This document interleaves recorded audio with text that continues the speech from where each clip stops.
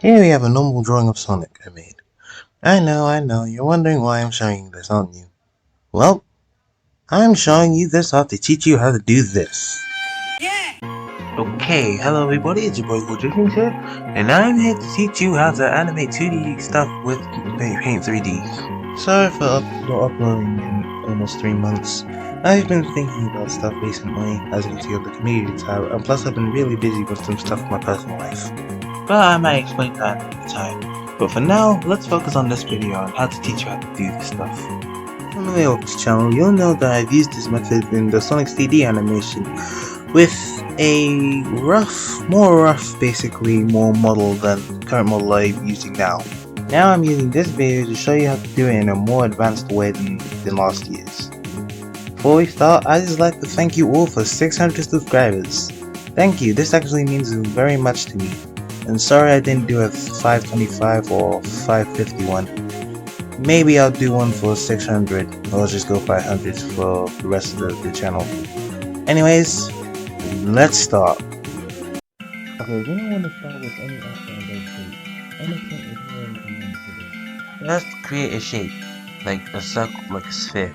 Then copy and paste it into Paint 3D. Then, to use Magic Select to turn that into a 3D model and transparent. Well, if Magic Select chooses to cooperate, I had to get this circle from my previous model. Copy and paste that circle and turn it 90 degrees to the left, as you can see in the video here. Then paste again and turn it 90 degrees in a different direction, basically, yeah.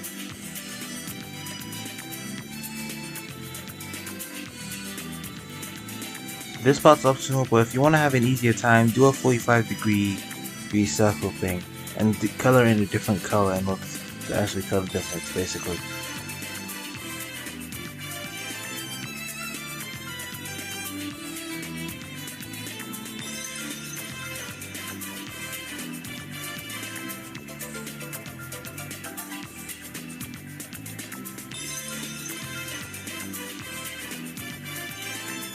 Now you are left with this sphere. If you want to add facial features, 1. Draw the feature on MS Paint, 2. Copy and paste it into Paint 3D, 3. Magic Select it to make it 3D, and 4. Rotate the feature so it can have depth, basically. For example, Sonic's eyes, as you can see, there's a flat purple thing, purple one inside the thing, and the green one basically curves. So, and if you want to have the illusion of a 2D animation with features, only rotate on a Z-axis basis, and you can flip it too sometimes. For example, Sonic's quills, basically. Now, like I said before, this doesn't always have to be a circle. Basically, it can be anything else unless it properly connects. Correction, as long as it properly connects. This is where basically character sheets for stuff basically come in handy. Well, Sonic is a different case because since he's basically the most simple out of it, since most of his basically are just circles. But luckily, Sonic isn't the only one I did. Ladies and gentlemen, I'd like to introduce you to Miles Tails Prowler, sorry. Unlike Sonic, Tails' body is shaped way more detailed. It makes it harder to make it look accurate from his original design. The way I did this was draw a front and side of views of Tails' body on MS Paint and made sure they properly connected the edges, basically. I needed to use the side view drawing in order to properly get Tails' proportion right, so basically I had to do the 45-degree angle technique of the side view in order to properly do it.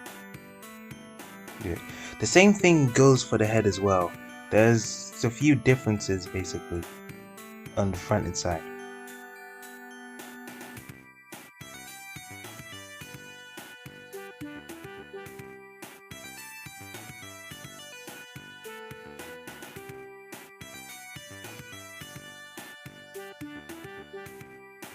As for the legs, I don't really know much about them. Try making trapezium shapes, I call them cones for short, and form it like you've seen in the video. These can be done in both 3D and 2D for stuff like this. One leg be the thigh and the other part be the actual leg. So basically just form elbows and knees in order for you to properly perform poses. But before we talk about poses, we need to talk about grouping. Here we have the tail model again. Now if you remember, I said something about grouping pieces to the spheres. Although yes, grouping is needed, don't group everything. As you can see, not everything is attached to the model itself. We need it like this in order to perform poses. We can't just have the model T-posing the whole time. You also need to think about what you want to be grouped, so you can make it easier for yourself to edit.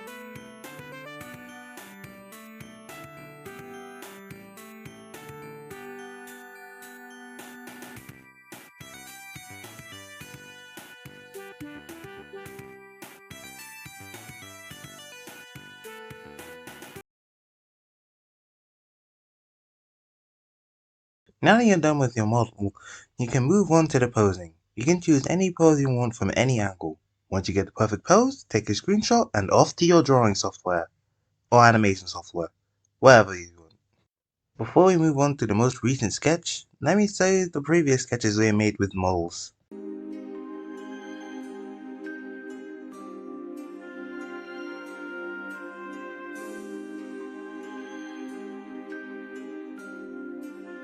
And now to the most recent one.